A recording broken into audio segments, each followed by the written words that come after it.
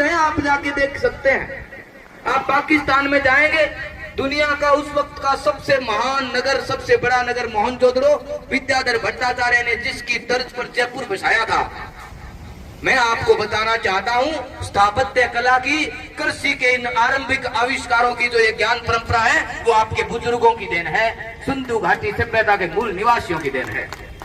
वो जो आपकी परंपरा, जो पूरे भारतीय उपमहाद्वीप के नाम से, जिस परंपरा के नाम से दुनिया जिसको जानती है, वो बाद के कालांतर के युग में बुद्ध के नाम से जानी जाती है। और दुनिया को एक बार दोबारा आधुनिक युग में बुद्ध के नाम से परिचित करवाने वाले आप थे।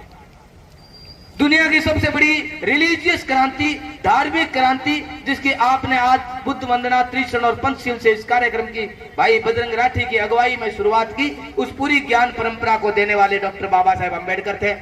डॉक्टर बाबा साहेब अम्बेडकर युवाओं के लिए वो संदेश है कि ज्ञान की जो परंपरा है। और मैं आपसे एक बात और कहना चाहता हूं, अभी मेरे सामने नाथ जी बैठे हैं, इधर भी एक भगवा भेष में बैठे हैं। पहले मैं भी सोचता था कि सारा जो है पता नहीं कहां से आया होगा, किस प्रकार की परंपरा रही होगी। जब मैंने खोजा तो मैंने पाया कि 84 सिद्धों की बात हमारे बुजुर्ग करते हैं, हमारी सत्संगों में की जाती है। वो 84 सिद्ध बुद्ध की परंपरा के महायान शाखा के लोग थे। फिर मैंने सोचता था ये जो नाथ लोग आ जाते हैं, ये जो डेरे बनाए हुए ये किनके हैं। बाद में मुझे पता लगा कि गोरखनाथ की हर एक वाणी में जाति प्रथा के खिलाफ बुगुल बजाया गया था। मैंने ये पाया कि चौरंगी नाथ जिसकी पूर्ण भगत की कहानियां बचपन में हम सुनते थे, राधा हरिश्चंद्र तारावती की कहानी जो हम सुनते थे, वो सारी की सारी कहानियां कहीं न कहीं आपके बुजुर्गों की उस परंपरा से आ रही थी। डॉक्टर अंबेडकर तक आते आते, उससे पहले जब कबीर आपके पास आते हैं कि पांडे बुझऊ पिए तुम पानी, कबीर जिसको पूरा भारत, पूरी दुनिया सत्संग में गा रही है, उसके बाद रैदास, मन चंगा थे कटौती में गंगा। आपके यहाँ जो रानी रूपा दे, मीराबाई, जिन्होंने दारू मेघवाल, कबीर रैदास, उनको गुरु बनाया। एक कितनी ज्ञान की परंपरा है जिसका नेतृत्व आप करते हैं। उस नेतृत्व की बागडोर डॉक्टर बाबा साहेब अम्बेडकर आपको देते हैं दुनिया को जगमग करने के लिए। मैं अपने युवा साथियों से और अपने सारे प्रबुद्ध साथियों से एक करबद्ध निवेदन करता हूँ, डॉक्टर बाबा साहेब अम्बेडकर का जो ज्ञान का मार्ग है, वो ज्ञान का मार्ग, इस बात में कोई दो राय नहीं कि चित्र जो है वो चरित्र का निर्माण करते हैं। और मैं 9वीं क्लास में जब यहाँ से डीएवी जाया करता था तो ये एक बोर्ड था जिसपे डॉक्टर अम्बेडकर चौक लिखा हुआ था। अब जब मेरे जैसा कोई बच्चा जाएगा तो सैल्यूट ठोक सकता है, डॉक्टर अम्बेडकर होंगे। इस बात के लिए यहाँ की टीम का मैं साधुवाद ज्ञापित करता हूँ। लेकिन मैं आपको एक बात के लिए सावचेत करना चाहता हूँ, और वो बहुत जरूरी बात है।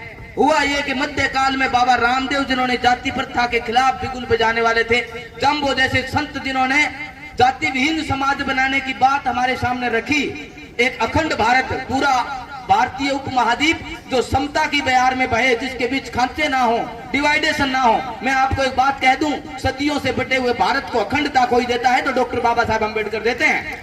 अगर सारे रजवाड़ों के बाद भारत को सुदृढ़ लोकतंत्र कोई देता है तो डॉक्टर बाबा साहेब अम्बेडकर देते हैं। अगर हम लोगों को ये सिखाता है कोई कि आप आरंभ से अंत तक सिर्फ और सिर्फ भारतीय हैं, ना कि हिंदू मुस्लिम सिख ईसाई, और राष्ट्र के आगे कोई धर्म कोई जाति नहीं है, ये इतनी बड़ी बात अगर हमें कोई सिखाता है तो डॉक्टर बाबा साहेब अम्बेडकर सिखाते हैं।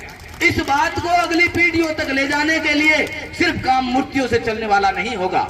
हमें अपनी परंपराओं को अगली पीढ़ी तक ले जाने के लिए हमारी पुस्तकों को, हमारे संस्थानों को, हमारी लाइब्रेरीज को, हमारे हॉस्टल्स को इसका वाहक बनाना पड़ेगा। हमें इस तरह के संस्थानों के निर्माण पर सोचना पड़ेगा।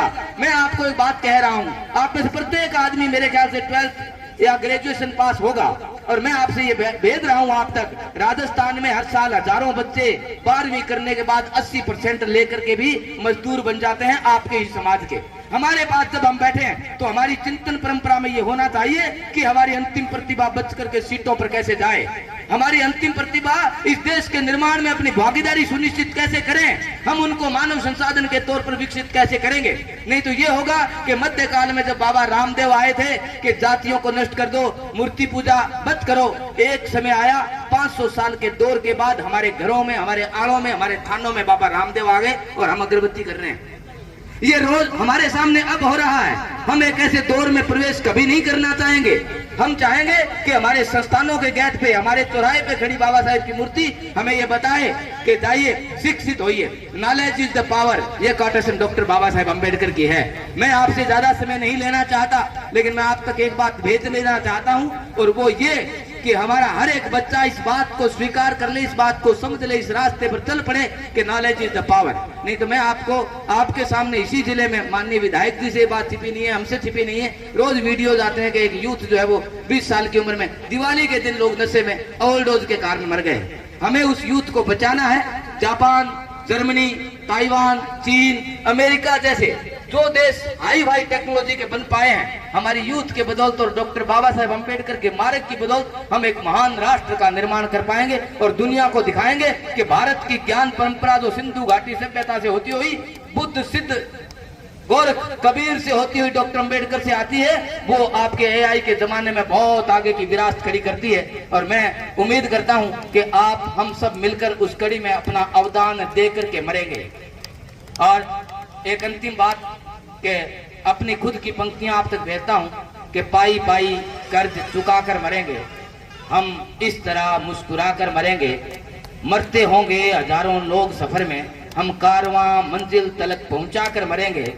और जिन्होंने मगर में जन्म कर महल बनाए हैं, कौन से काशी में जाकर मरेंगे। हम चुपचाप नहीं मरने वाले, जब भी मरेंगे शोर मचा कर मरेंगे, जब भी मरेंगे शोर मचा कर मरेंगे। बहुत बहुत शुक्रिया, धन्यवाद, साधुवाद, जय भीम, नमो बुद्धाय।